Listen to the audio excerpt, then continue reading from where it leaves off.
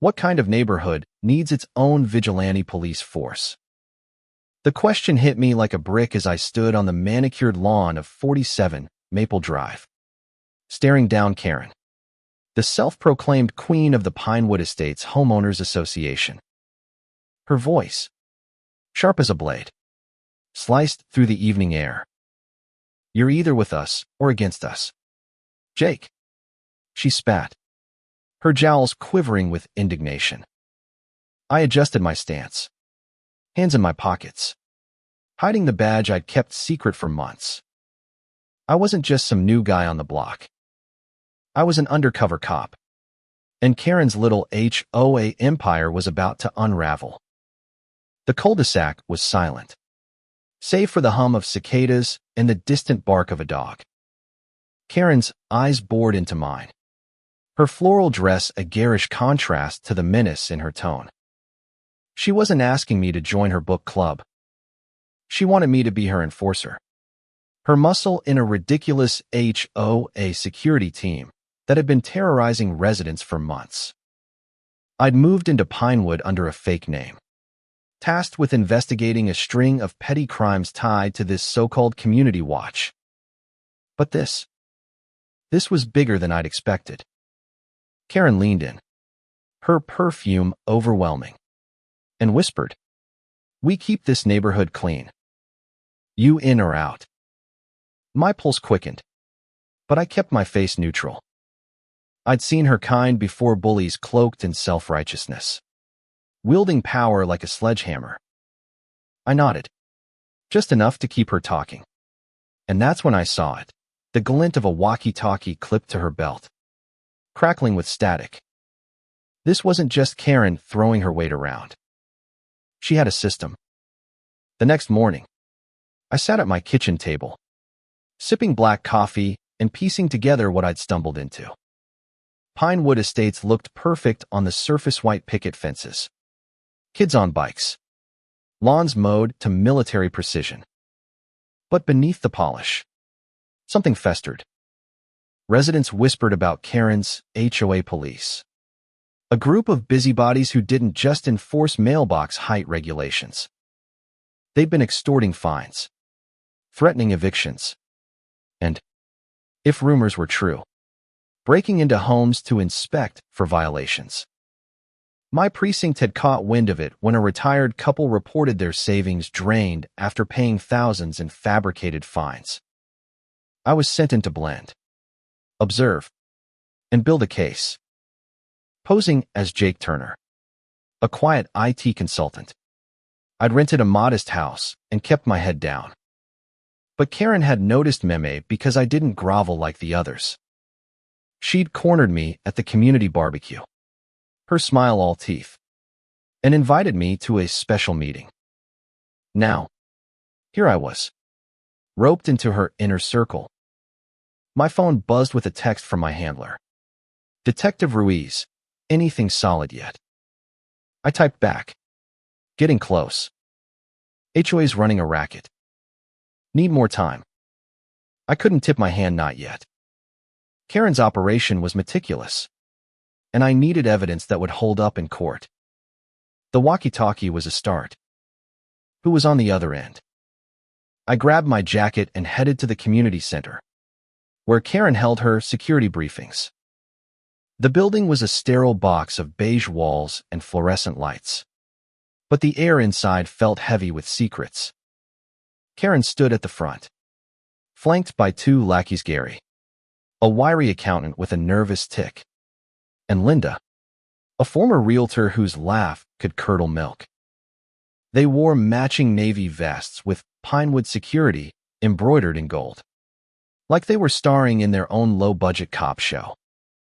Karen handed me a vest, her eyes daring me to refuse.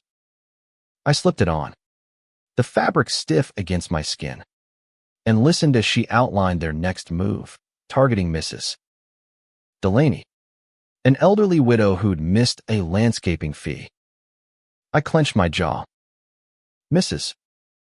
Delaney was barely scraping by on her pension. This wasn't about rules. It was about control.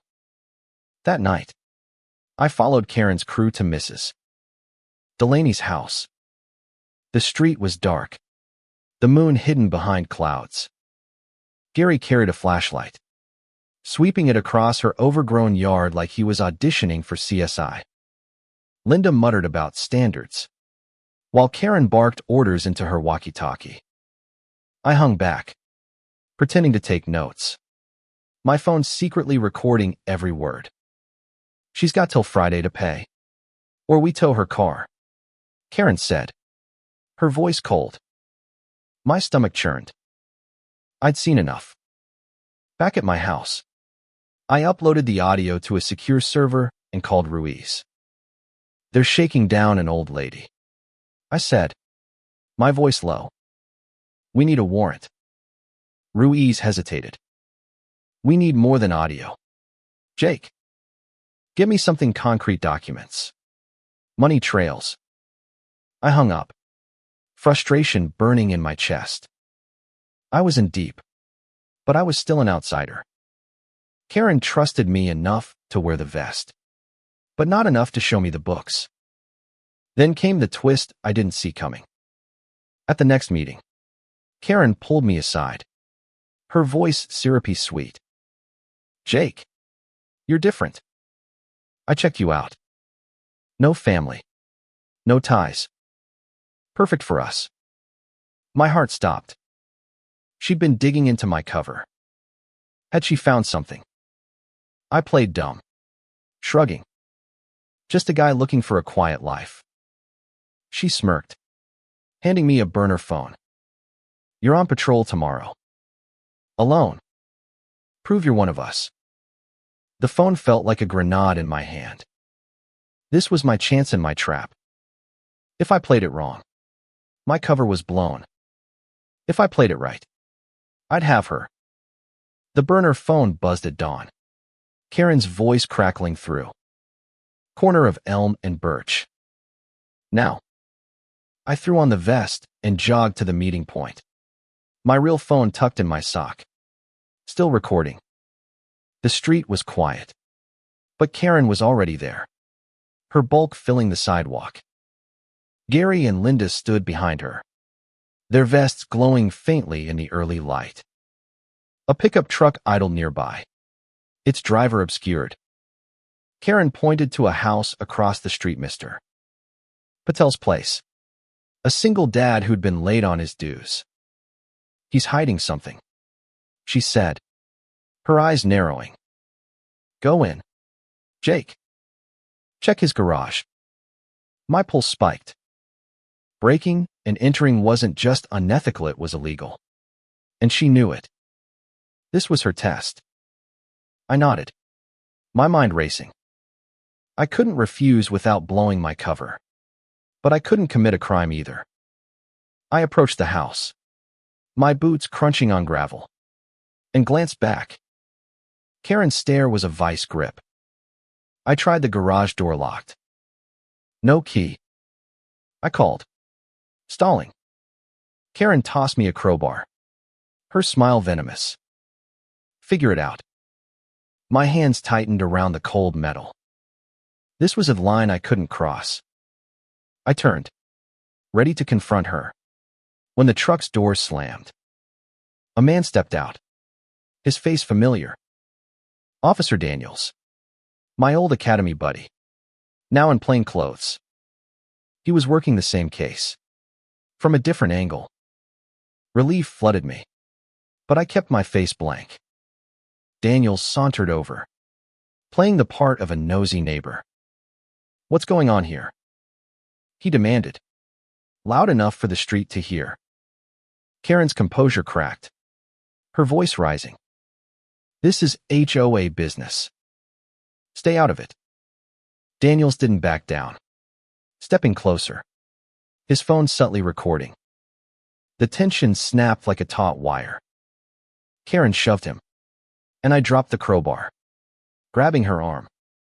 Enough, I shouted, my cover teetering. Her eyes widened, realization dawning. You're not one of us, she hissed, yanking free. Gary and Linda froze. unsure who to follow. Daniels nodded at me, and I knew it was now or never. The confrontation exploded. Karen lunged for her walkie-talkie, barking for backup. But I was faster, snatching it from her belt. "You're done, Karen," I said, my voice steady despite the adrenaline. Daniels flashed his badge, and the color drained from her face. Squad cars rolled in, silent but swift, their lights painting the street red and blue. Karen's empire crumbled in real time. Gary dropped to his knees, babbling apologies, while Linda tried to run, only to trip over a garden hose. I handed Ruiz the burner phone and my recordings, the evidence piling up like bricks. Karen's operation wasn't just a scam, it was a front for laundering money through fake fines, with ties to a local crime ring. The walkie-talkies linked to a warehouse downtown, where police later found stacks of cash and forged documents. Karen screamed as they cuffed her, her voice echoing through the cul-de-sac. "This is my neighborhood," she roared. But the neighbors watching from their windows didn't cheer her on. They'd been her victims too long. "Mrs.